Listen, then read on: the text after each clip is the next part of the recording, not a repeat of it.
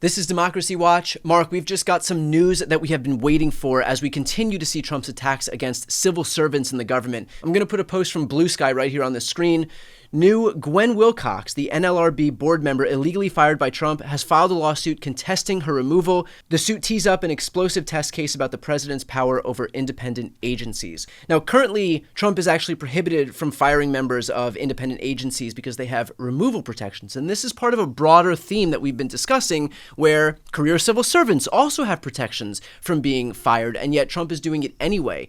So can you give some indication of where we stand right now with regard to his ability to continue hollowing out all of these different agencies, whether it's folks like Gwen Wilcox, who has protections because she's part of an independent agency, or even these career civil servants who are being fired by Trump as well? Yeah, so I'm glad you raised that this is part of a pattern. You know, we first saw this with the inspectors general.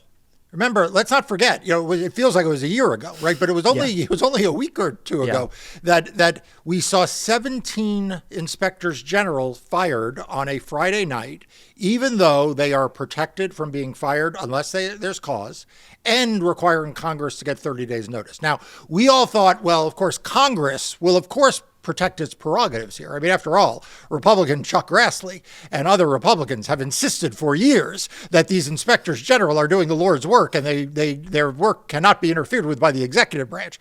Cut to crickets. Nothing. We got nothing, right? We got nothing from the Republicans. And we have not, I don't believe, seen a lawsuit from any of those inspectors general, though I wouldn't rule it out. But that has simply kicked off what has been a spate of illegal firings by Donald Trump of people who he is not entitled to fire. Now, some of those people are career civil servants, and they are protected in one way by the civil service protection laws. And others, like Ms. Wilcox, are protected under statutes that specifically protect them. So she is only fireable for cause if she engages in misconduct in office, and then she's entitled to a hearing. Suffice to say, there is no cause. Suffice to say, she was not given a hearing. And so this is a very, very important case because it will not just deal with the question of this one board or this one member, but it will either give a green light or a red light. I suspect it'll be a red light against these kinds of illegal firings. One other fact.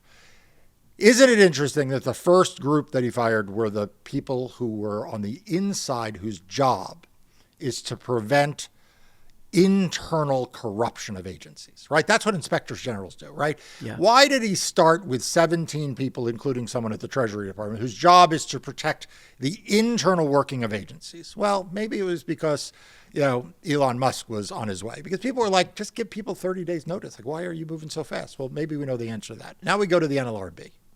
The chairwoman of the NLRB, first black woman to be the chair of the NLRB. Do you think it's any surprise that that's who he has picked? Yeah. I'm honestly surprised he didn't blame the plane crash on her. Precisely, right? I mean, this is the worst of the worst.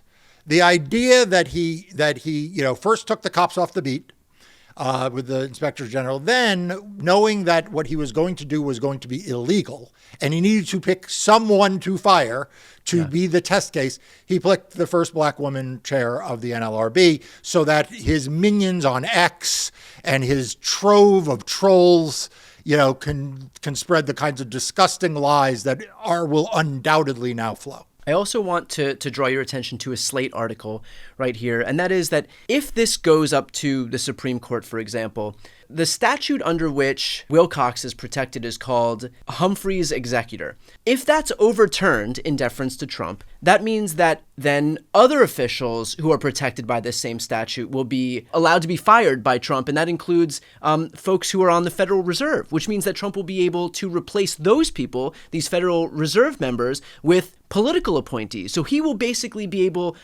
to politically interfere with the entire monetary system in this country, all so that it can help him politically or help his cronies and donors and pals politically. I mean, can you talk about the danger that this country is put in if, in fact, Trump is able to fire Wilcox, given the precedent that will establish?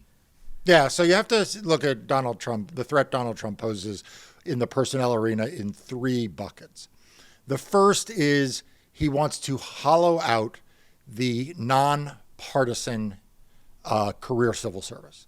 And so we have already talked about various efforts that he's done that to fire people he's not entitled to fire to because they have civil service protection, his intimidating other people to try to force them to resign, and of course, this ridiculous effort to buy out people so that they leave, right? And so that's prong A of the attack, which is how do you get rid of the people who are essentially working at the line level to make sure that government function? How do you replace them with political cronies? That's the Schedule F and all of that, okay? The second level is how do you target law enforcement? How do you force out FBI agents who might have, displeased you and open up the ability to put in more people? How do you target federal prosecutors? And we've talked a lot about that, but you're right. This is the third leg of the stool because there is a slate of people, including, by the way, the FBI director, right, who has a fixed 10-year term.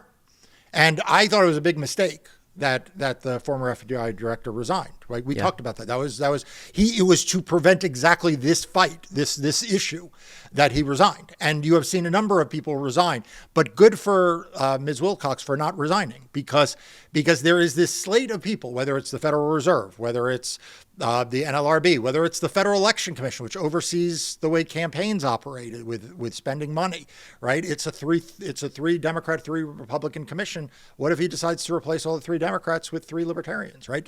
So this is a big issue that could affect all aspects of society and the like. And it is the thing that I think irritates him the most because these are senior people who cannot be otherwise bullied because they can't be fired, right? They can't be pressured out in the same way. They are usually people who have independent stature and resources and can bring lawsuits and the like. And so this is a huge case, and it will go to the U.S. Supreme Court. And the U.S. Supreme Court is going to have a fundamental decision in this case, like it will in several of the others, about whether or not it stands for a living democracy, or whether it is happy to kill it off in favor of a Donald Trump autocracy. And it really is just that simple. Some of the cases that we talk about day to day are just like executive branch overreaching, and they're stupid. I mean, to be honest with you, the attempt to repeal birthright citizenship is so clearly unconstitutional, it probably won't even get to the Supreme Court. And if it did, it will lose. But then you have cases like this that, don't have that profile, but the impact they would have would be just as great. And the worry is that if people out there watching this are not paying attention and they're not reading Democracy Docket and they're not mobilizing around it, that these are the kind of cases you could see a Justice Gorsuch, joining with a Justice Alito and a Justice Thomas, right? You can start to see that they write some very esoteric opinion and people don't realize what's just happened. So yeah, this is a really important case. Well, I know that we're going to keep an eye on this because this would be as cataclysmic as some of the other cases that you were keeping a close eye on, including independent state legislature theory, for example. So, and of course the presidential immunity case. So we will continue to cover this. I know that you and your team at Democracy Docket are keeping a very close eye on this one in particular. So for those who are watching right now, if you want to follow along and also support a news outlet that is operating without fear or favor, which is what the media should be doing right now, please make sure to sign up for Democracy Docket. I'll put the link right here on the screen and also in the post description of this video. I'm Brian Tyler Cohen. I'm Marc Elias. This is Democracy Watch.